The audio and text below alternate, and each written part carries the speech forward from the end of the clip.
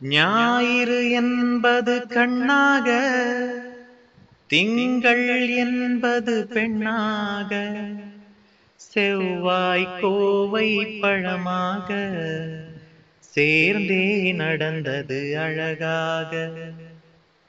நேற்றைய பொழுது கண்ணோடு, இன்றைய பொழுது கையோடு, நாளைய பொழுதும் உன்னோடு நிழலாய் வருவேன் பின்னோடு.